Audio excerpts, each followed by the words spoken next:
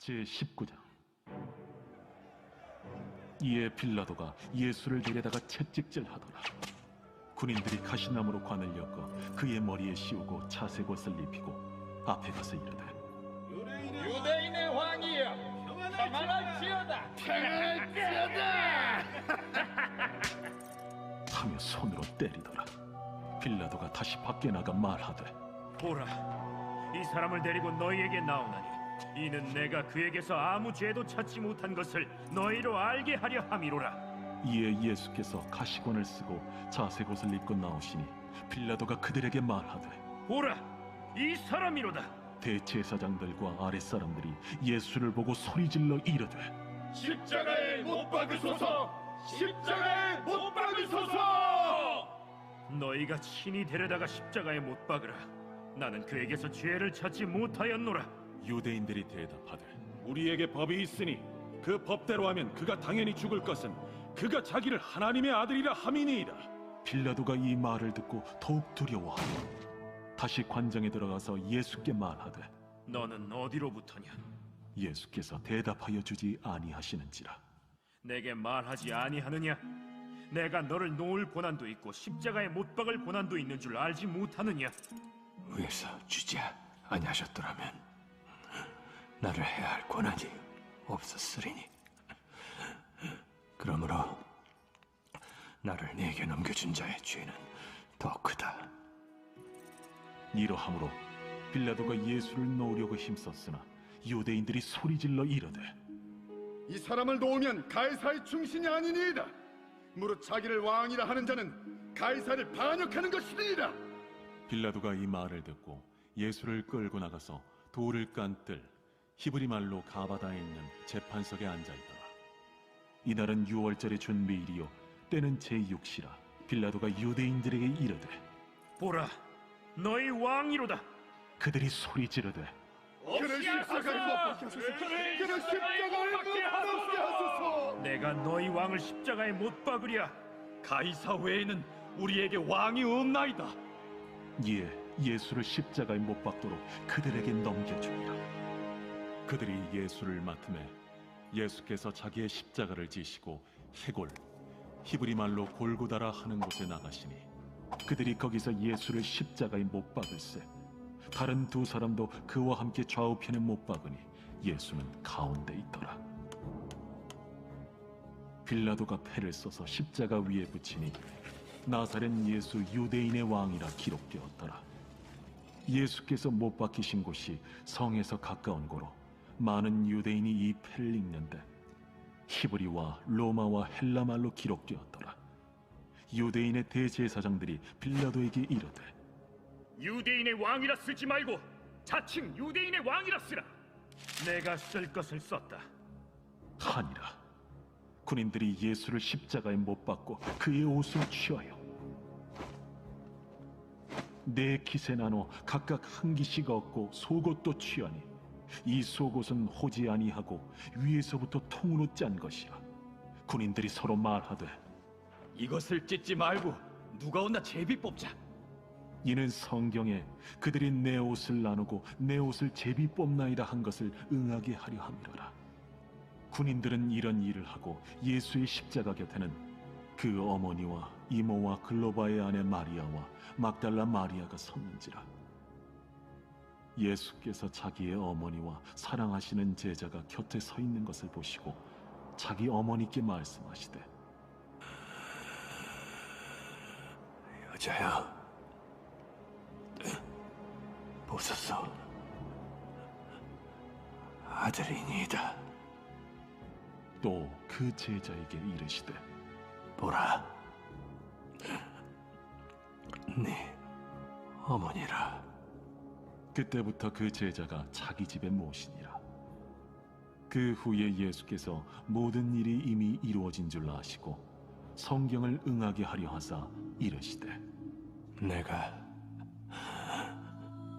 목마르다 하시니 거기 신 포도주가 가득히 담긴 그릇이 있는지라. 사람들이 신 포도주를 적신 해면을 우슬초에 메어 예수의 입에 대니 예수께서 신 포도주를 받으신 후에 이르시되, 다 이루었다 하시고 머리를 숙이니 영원히 떠나가시니라. 이날은 준비일이라.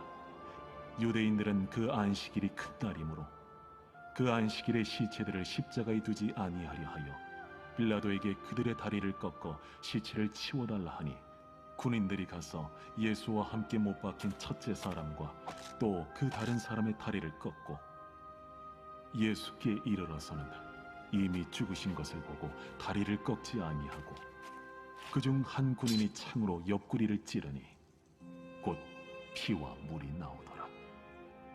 이를 본 자가 증언하였으니 그 증언이 참이라. 그가 자기의 말하는 것이 참인 줄 알고 너희로 믿게 하려 함이니라. 이 일이 일어난 것은 그 뼈가 하나도 꺾이지 아니하리라 한 성경을 응하게 하려 함이라. 또 다른 성경에 그들이 그 찌른 자를 보리라 하였느니라. 아리마대 사람 요셉은 예수의 제자이나 유대인이 두려워 그것을 숨기더니 이 일 후에 빌라도에게 예수의 시체를 가져가기를 구하매 빌라도가 허락하는지라. 이에 가서 예수의 시체를 가져가니라. 일찍이 예수께 밤에 찾아왔던 니고데모도 모략과 침향 섞은 것을 100리트라쯤 가지고 온지라. 이에 예수의 시체를 가져다가 유대인의 장례법대로 그 향품과 함께 세마포로 쌌더라. 예수께서 십자가에 못 박히신 곳에 동산이 있고 동산 안에 아직 사람을 장사한 일이 없는 새 무덤이 있는지라. 이날은 유대인의 준비이요 또 무덤이 가까운 고로 예수를 거기 두니라. 이제 오늘 하나님께서 우리에게 주시는 말씀을 나누겠습니다. 하나님 말씀은 구약성경 사무엘상 13장 5절에서 12절 말씀입니다. 다 같이 일어나서 하나님의 말씀을 경청하겠습니다. 네, 하나님 말씀을 봉독하겠습니다. 블레셋 사람들이 이스라엘과 싸우려고 모였는데 병거가 3만이요 마병이 6,000명이요 백성은 해변의 모래같이 많더라. 그들이 올라와 베다웬 동쪽 믹마스에 진침해 이스라엘 사람들이 위급함을 보고 절박하여 굴과 수풀과 바위 틈과 은밀한 곳과 웅덩이에 숨으며 어떤 히브리 사람들은 요단을 건너 갓과 길르앗 땅으로 가되 사울은 아직 길갈에 있고 그를 따른 모든 백성은 떨더라. 사울은 사무엘이 정한 기한대로 이레 동안을 기다렸으나 사무엘이 길갈로 오지 아니하매 백성이 사울에게서 흩어지는지라.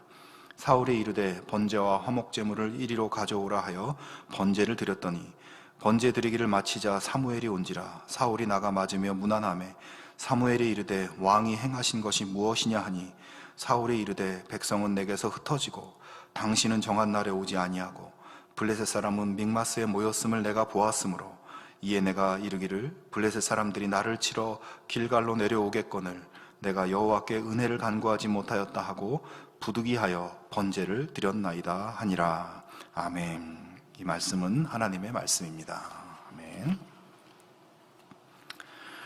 네, 주변에 코로나가 확진되었던 분들과 만나면 대체로 두 가지 얘기를 합니다. 어떤 분은 그래도 뭐 견딜만 했다라고 하시는 분도 있고, 또 어떤 분들은 목도 많이 아프고 몸살에 기침에 너무 힘들었다 하신 그런 분들도 있습니다. 그리고 격리가 끝나고 나서도 여러 가지 후유증도 있고, 특별히 뭐 미각이나 후각이 잘 돌아오지 않는다, 뭐 이런 얘기도 들립니다. 미국 의사협회에서는 코로나 바이러스 감염자의 30에서 70%가 후유증으로 후각과 미각을 상실한 것을 호소하고 있다고 추정하고 있습니다. 그래서 그 원인을 조사하기 위해서 미국 존스 홉킨스대 의대에서 이제 코로나로 돌아가신 분들의 그 부검 등을 통해서 이 미각과 후각을 잃게 되는 그 원인이 무엇인지 그 연구를 진행했다고 합니다. 연구진은 뇌에 있는 후각을 관장하는 영역의 조직을 이제 채취해서 그것을 비교 분석을 해보았는데, 그 결과 후각 영역의 이 축삭 돌기라고 하는 조직, 또 미세 혈관 이런 것들에 상당히 이상이 있는 것을 발견하게 됐다고 보고를 하였습니다. 한마디로 코로나 감염으로 유발된 염증이 뇌의 후각 영역에 영향을 끼쳤다, 이렇게 보고 있는 것입니다. 미각이나 후각이 잘 돌아오지 않는 증세가 맛을 느끼는 혀나 또 코 자체의 문제가 아니라 그 감각을 통제하는 뇌의 문제를 일으켰다는 것이죠. 우리 몸에서 수많은 기관 중에 가장 중요한 기관 중 하나는 뇌입니다.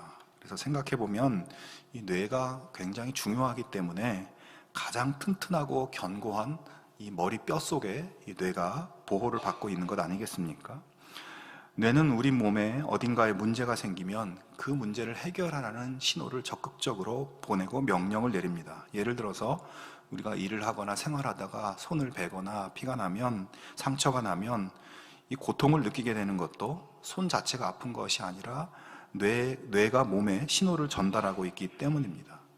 그리고 백혈구에게 명령을 내려서 빨리 상처난 곳으로 가라고 하고 침투한 세균과 싸우도록 그렇게 지시를 내리고 몸을 보호하고 회복하도록 만드는 것이죠. 그리고 회복될 때까지 쉬지 않고 필요한 명령을 내리고 완전한 회복을 이루도록 합니다. 뇌는 우리 몸의 균형을 맞춰주고 항상 몸 전체를 생각하면서 균형을 생각하는 기관이에요. 모자라는 곳에는 남는 곳에 명령을 해서 나누게 하고 신체의 어떤 부분이 자기만 생각하지 못하도록 하는 것이 뇌의 역할이라고 할 수 있습니다. 여러분, 하나님께서 우리들을 그렇게 창조하셨기 때문에 성경에 보면 사도 바울로 하여금 예수님을 우리들의 머리라고 이렇게 비유하며 말씀하고 있는 것을 보게 됩니다. 예수님은 우리의 머리가 되셔서 우리를 보호하기도 하시고 부족한 것을 채우기도 하시고 나쁜 것을 쫓아내기도 하시고 상실된 것을 다시 회복하시기도 하십니다. 균형을 맞춰주시고 평안한 상태를 유지하도록 만드시죠. 그래서 우리는 머리이신 예수님이 보내는 신호, 예수님이 보내시는 명령에 따르고 순종하면 모든 것이 형통하게 되고 건강과 행복을 누릴 수가 있게 되는 것입니다. 오늘의 본문 말씀도 이스라엘의 최초의 왕 사울의 즉위 초기에 있었던 한 사건을 통해서 이 순종과 관련한 메시지를 들려주고 있습니다. 당시 이스라엘 주변의 이방 민족들은 날로 강력해지고 있었고 끊임없이 이스라엘을 공격하고 괴롭히고 있었는데, 이러한 도전을 막고 이스라엘의 평화를 지키기 위해서 이스라엘의 지도층이 제안한 것은 중앙 집권적인 왕정 체제를 세우는 것이었습니다. 왕을 세워서 흩어져 있는 각 지파들의 힘을 모으고 또 이방 민족들의 공격에 대해서 이제 조직적이고 효율적으로 대비하고 대처할 수 있도록 왕을 세우자고 제안한 것이죠. 여러분, 이런 정황을 보면 이스라엘이 왕을 요구하고 왕을 세우려고 하는 것은 그래서 그 자체로 악하거나 잘못된 것은 아니라고 볼 수 있습니다. 신명기 17장에 이런 말씀이 있습니다. 내가 내 하나님 여호와께서 내게 주시는 땅에 이르러 그 땅을 차지하고 거주할 때에 만일 우리도 우리 주위의 모든 민족들 같이 우리 위에 왕을 세워야겠다는 생각이 나거든 반드시 내 하나님 여호와께서 택하신 자를 내 위에 왕으로 세울 것이며 라고 말씀하시죠. 이 말씀을 보시면 하나님께서 이스라엘이 가나안 땅에 들어가 살면서 이제 역사가 진전되면 이스라엘에도 왕이 필요한 그런 시기가 올 것이라는 것을 이미 하나님이 예견하고 계셨다는 것을 알 수 있습니다. 그리고 신명기 17장에 이어지는 말씀 속에서 왕이 세워지게 되면 조심하고 지켜야 될 사항들에 대해서 하나님 말씀해 주세요.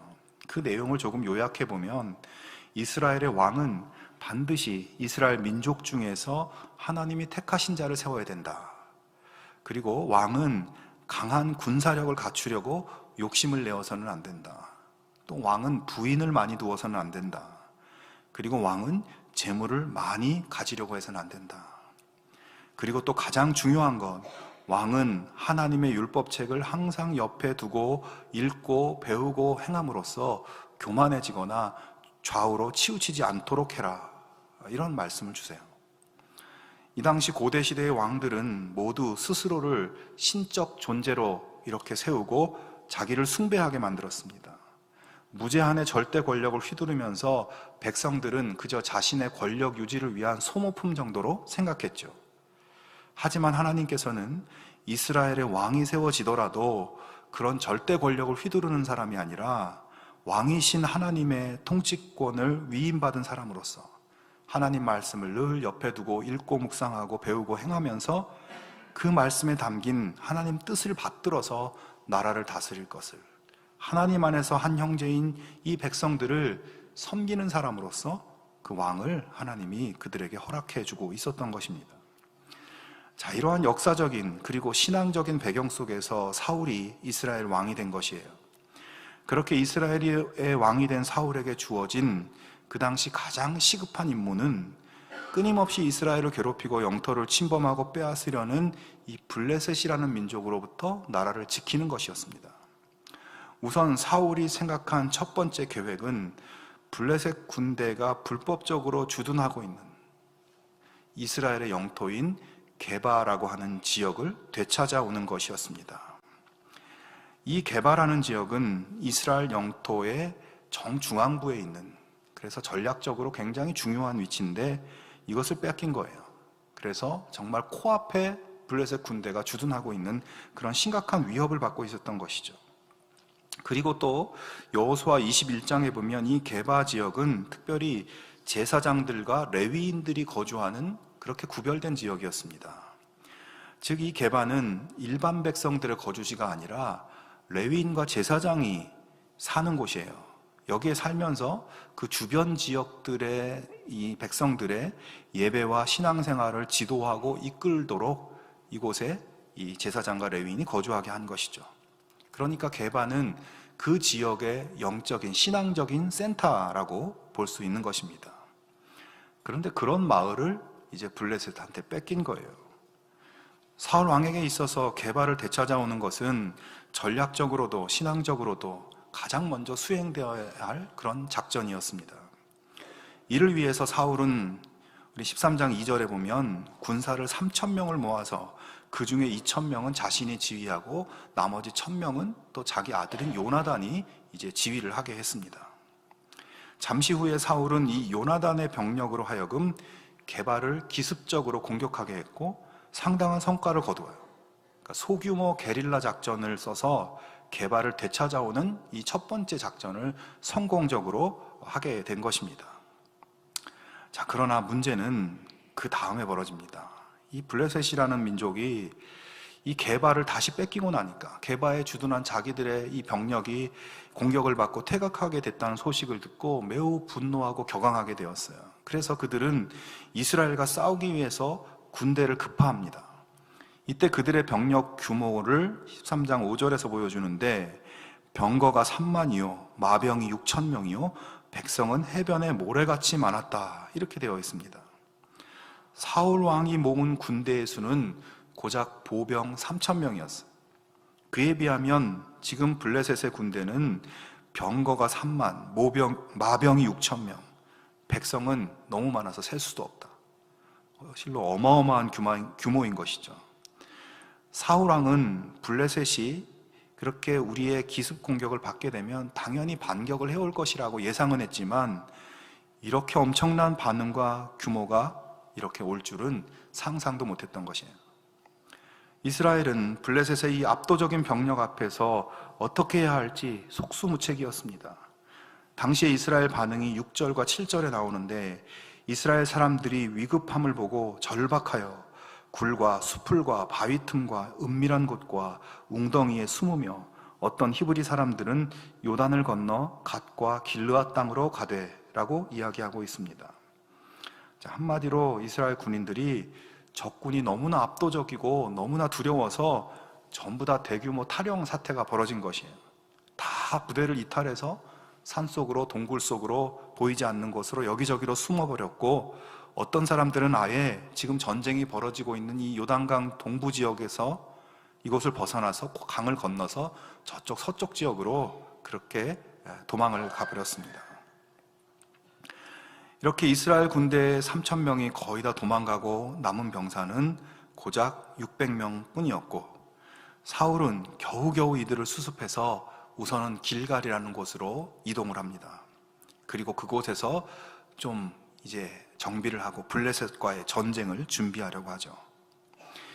여러분, 사울은 왕으로 즉위한 지 2년 만에 정말 심각한 위기에 봉착하게 된 것이에요. 야심차게 준비한 첫 번째 작전이 성공한 것 같았지만 그로 인해서 나라 전체가 블레셋에게 넘어가게 생긴 겁니다. 남아있는 병사는 블레셋에 비하면 상대가 안 되는 규모고 그들마저도 이제 언제 흩어질지 모르는 불안한 상태입니다. 극도의 불안감에 어떤 해결 방법도 보이지 않는 그야말로 절박한 상황입니다. 자, 그런데 그렇게 두려움 가운데 빠져 있는 사울이 이 길갈에서 조금 특이한 행동을 하고 있어요. 이 소수의 병력으로 어떻게 전쟁할 것인가, 무슨 준비를 할 건가, 이게 아니라 선지자이며 제사장인 사무엘이 오기만을 기다리고 있었다는 겁니다. 여러분, 여기서 잠깐 우리가 기억해야 할, 다시 돌아보아야 할 사건이 하나 있는데, 이스라엘과 블레셋의 전쟁은 이번이 처음이 아니라 전에도 여러 번 있었습니다. 그 가운데서 이스라엘이 블레셋과 싸워서 승리했던 기록이 있는데 이 사무엘상 7장에 나오죠.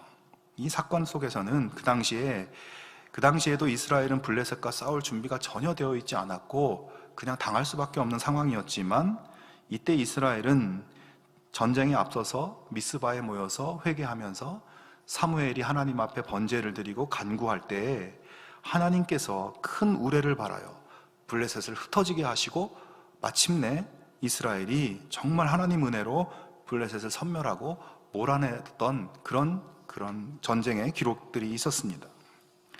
사울은 지금 바로 그때 그 전쟁에서 승리했던 그 일을 기억하면서 블레셋과의 이 불가능해 보이는 전쟁은 결국 하나님의 역사하심과 도우심이 아니면 불가능하다는 것을 알고 전에 했던 것처럼 하나님 앞에 먼저 제사 예배를 드리고 하나님의 손길을 힘입어서 전쟁을 해야 되겠다는 생각을 하고 있었습니다. 자, 그런데 사무엘이 그 현장에 없었던 거죠. 그래서 그는 사무엘에게 자신들이 모여있는 길갈로 내려와 줄 것을 요청했고, 사무엘은 일주일쯤 걸릴 거라고 그렇게 전갈해 왔습니다. 그래서 사울은 사무엘이 오기만을 거기서 기다리고 있었던 것이죠. 사실 사울의 입장에서 이 상황은 그렇게 태평스럽게 사무엘을 기다리고 있을 만한 여유가 있는 상황이 아닙니다. 그것도 일주일이라는 시간을 아무 대책 없이 그 한 사람이 오기만을 기다려야 되는 거예요. 분초가 아까운 전쟁의 급박한 상황에서 지금 말이 안 되는 일을 하고 있는 겁니다. 사울이 아마 그 일주일 동안 속이 시커멓게 타버렸을 것 같아요. 자, 그런데 문제는 그 다음입니다. 사무엘이 도착하는데 일주일쯤 걸린다고 내가 갈 때까지 조금 기다리라고 해놓고서는 일주일 되는 날 아침이 되었는데도 사무엘이 오지를 않는 거예요. 나타나지를 않는 것입니다. 사무엘을 기다리는 하루하루가 정말 지옥같이 힘들었을 텐데 약속한 날짜가 돼도 이 사람이 오지를 않는 것입니다. 블레셋의 엄청난 대군이 언제 공격할지 모르는데 그렇게 되면 우리는 그냥 끝나는 건데 사울은 그 상황이 너무나 힘들었을 겁니다. 사울은 이제 결단을 내려야 했어요. 그는 두 가지 선택지를 생각했습니다. 약속된 기한이 되었는데 오지 않고 있는 사무엘, 그를 그래도 계속 기다릴 것인가? 아니면 그냥 이제 기다리는 것을 중단하고 내가 그냥 하나님께 제사 예배를 드리고 전쟁을 시작해야 될 것인가? 사울이 이 두 가지 선택사항 앞에서 굉장히 고민했습니다.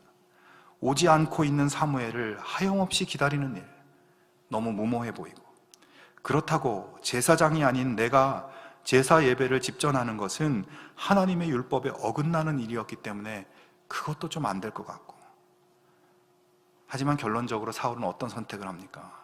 그는 사무엘을 더 이상 기다리지 않았고 자신이 직접 하나님께 제사 예배를 드리기로 하고 예배를 드립니다. 자, 그렇게 예배를 드리고 나자 사무엘이 도착해요.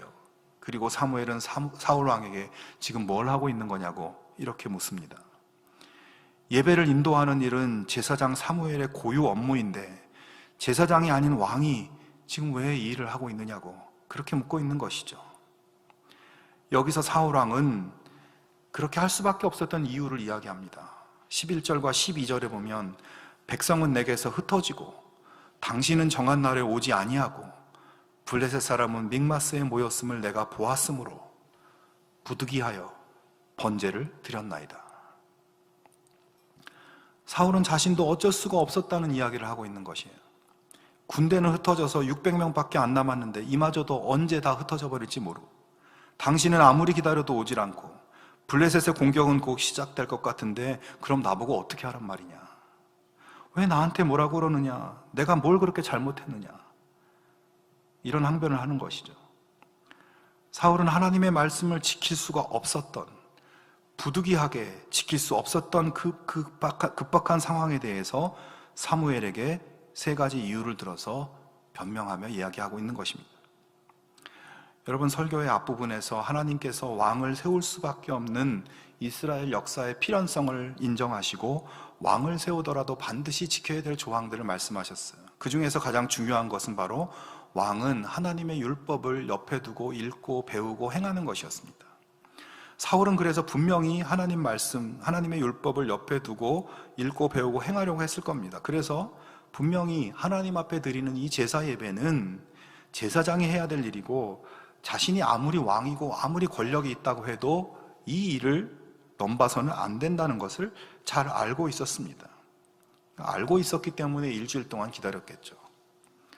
하지만 사울은 하나님 말씀을 지키는 일보다 다가오고 있는 블레셋이 너무 두려웠습니다. 그들로 인해서 자신의 지위와 권력과 생명을 잃을지도 모른다는 그 두려움과 염려가 너무 컸습니다. 그래서 하나님 말씀에 불순종하는 것을 어쩔 수 없는 일이라고 스스로를 설득해버립니다. 그는 하나님보다 블레셋을 더 두려워했습니다. 하나님 말씀보다 블레셋이라는 현실을 더 비중 있게 생각했습니다. 그래서 부득이하게 하나님 말씀을 불순종할 수밖에 없었던 변명과 핑계를 늘어놓고 있는 것이에요. 자기 행동에 책임질 생각이 없었습니다. 자, 그런데 여러분, 사울의 이런 선택은 누구를 닮은 것인지 아십니까? 사울에게서 우리는 우리 인류의 최초의 인간인 아담의 모습을 발견할 수 있습니다. 사울이나 아담은 모두 자신이 속한 사회의 최고 우두머리였어요.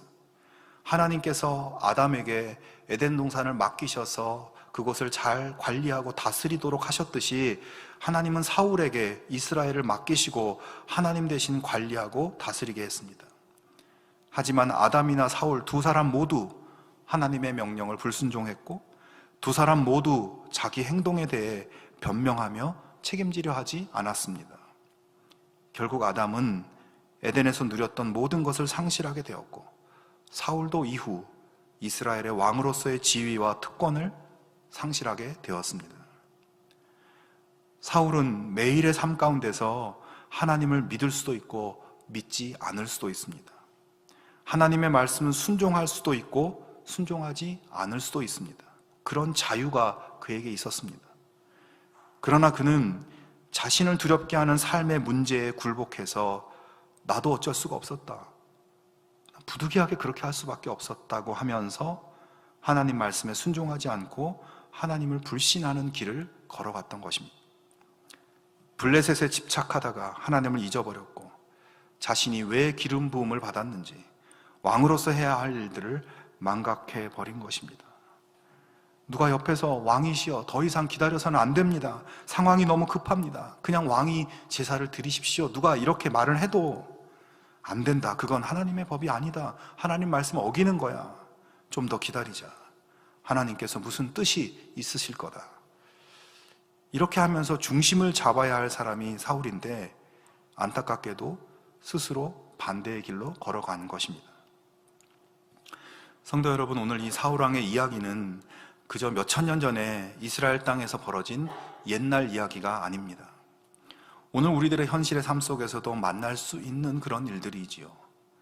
오늘 우리의 이 시대 속에서도, 우리의 삶의 현장 속에서도 우리를 두렵게 하고 우리를 긴장하게 만들고 우리를 염려하고 압박해오는 일들을 만날 수 있습니다. 내 마음의 평안을 무너뜨리는 일촉즉발의 상황이 찾아옵니다. 나에게는 600명밖에 없는데 위기의 현실은 수만 명, 수십만 명의 위력으로 나에게 다가옵니다. 그런데 그런 상황이 하나님을 믿는 믿음의 사람으로서 지켜야 할 일들과 충돌하게 될 때 우리는 무엇을 선택하며 살고 있습니까? 우리는 어떤 결정의 상황, 어떤 문제의 상황에서 내가 어떻게 해야 하나님 뜻에 합당한 것인지, 어떻게 하는 것이 하나님 자녀다운 선택인지를 우리가 결코 모르지 않습니다. 우리가 순종해야 될 하나님 말씀이 어떤 말씀인지 우리는 잘 알고 있습니다. 그것이 꼭 성경을 많이 한다고, 오래 신앙생활했다고 하나님 자녀의 삶과 선택을 아는 것이 아니라 우리는 모두 하나님의 형상으로 하나님의 숨결로 창조된 존재들이에요. 우리가 예수 믿는 순간 성령께서 우리 안에 내주하시기 때문에 우리는 하나님 자녀로서 어떤 생각을 해야 되고 어떻게 말을 해야 되고 어떻게 행동해야 하는지를 조금만 의식하고 생각해 보면 다 알 수 있습니다. 모르지가 않습니다. 예를 들어서 우리가 주일을 주님의 날로 여기고 이 날을 거룩하게 지켜야 된다는 것, 이거 다 알고 있습니다. 모르지 않습니다. 하지만 세상 사람들처럼 내가 이 날의 주인이 돼서 예배는 대충 드리고 세상 즐거움을 찾아서 여기저기로 떠나갑니다. 우리가 일상의 삶에서 만나는 사람들, 그 사람들과의 관계 속에서 내가 좀 더 하나님 자녀답게 진실함으로 대하고 친절하게 대하고 사랑으로 대해야 하는 것, 이것을 잘 알고 있습니다. 그러면서도 때로는 나에게 손해가 될까봐, 남들도 다 그렇게 하니까 그냥 남들처럼, 세상 사람들처럼 그렇게 살아가죠. 왜 그렇게 되는 것일까요? 그 근본에는 세상에 대한 두려움이 있는 것이, 이 세상에서 잘 살 수 있을지 두렵고, 혹시 나만 손해볼까 두렵고, 잘못하다가 내가 가지고 있는 것을 잃을까봐, 내 삶에 금이 가고 무너져 버릴까봐 두려운 것입니다. 그리고 또 반대로 하나님 선택하는 것은 당장 눈앞에 별로 효력이 보이지도 않습니다. 그래서 하나님이 말씀하시는 방식과 세상의 삶의 방식 중에서 고민하다가 내 눈앞에 뭔가를 딱 보여주는, 세상 사람들이 하는 선택에 부득이하게 오늘 말씀처럼 그렇게 손을 내밀게 되는 것이죠. 하나님만을 기다리다가는 아무것도 안 될 것 같아서 세상이 하는 선택을 따라가는 겁니다. 사울이 한 것처럼 우리도 참을 만큼 참았으니까 여기서 더 참는 것은 못하겠다고 하면서 그렇게 하는 것이에요. 여러분, 그것이 아담이 선택했던 길이고 사울이 선택했던 길입니다. 그리고 그 길의 끝을 우리는 또한 잘 알고 있습니다. 여러분, 오늘 우리의 신앙생활에서 회복해야 할 것은 그리스도인의 우직한 성품입니다. 정말 뚝심 있게 하나님 말씀에 순종하고 세상이 뭐라고 해도, 세상이 어떻게 변해도, 세상이 나에게 어떤 강요를 해도 흔들림 없이 하나님 자녀다운 삶, 하나님 말씀에 합당한 삶을 선택하며 살아가는 그 모습이 우리 가운데 회복되어야 하는 것입니다. 오늘 우리의 세상이 어두워지는 것은 그런 신앙인들이 사라져가고 있기 때문입니다. 부득이하게 하나님 말씀을 떠나서 세상 사람과 똑같은 길을 걷는 것이 아니라 어떤 일이 있어도, 어떤 상황에서도 하나님 말씀만을 선택하는 심지가 견고한 하나님 자녀들, 그들이 필요한 것입니다. 매일의 삶이 버겁고 힘들고 순간순간 하나님 자녀의 길을 눈 감게 하고 귀 막게 하는 일들이 다가올지라도 그것들을 담대하게 물리치고 블레셋이 당장 쳐들어와도 나는 하나님 말씀을 지키겠다, 하나님 믿는 믿음을 지키겠다, 하나님 자녀의 삶을 지키겠다고 하는 그러한 결단을 살아갈 수 있는 우리 모두가 될 수 있기를 바랍니다. 우리 모두 믿음의 자녀답게 어떤 경우에도 항상 우리 옆에 말씀을 두고 읽고 묵상하고 배우고 순종함으로 세상이 주는 것과 차원이 다른 하나님의 복을 누리며 살아가는 정말 하나님의 듬직한 그런 자녀들이 다 되실 수 있기를 주님의 이름으로 축원합니다. 함께 기도하겠습니다.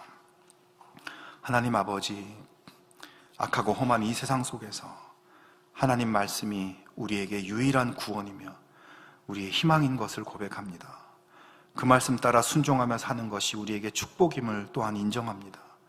우리의 삶을 붙잡아 주셔서 두렵고도 무서운, 또 염려되는 이 세상 풍조에 굴복하지 않게 하시고 온전히 하나님 자녀의 모습을 지키며 하나님 말씀의 능력을 의지하며 살아갈 수 있게 하여 주시옵소서.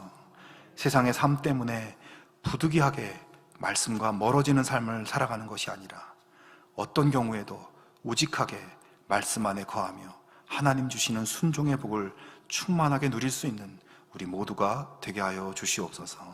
예수님의 이름으로 기도하옵나이다. 아멘.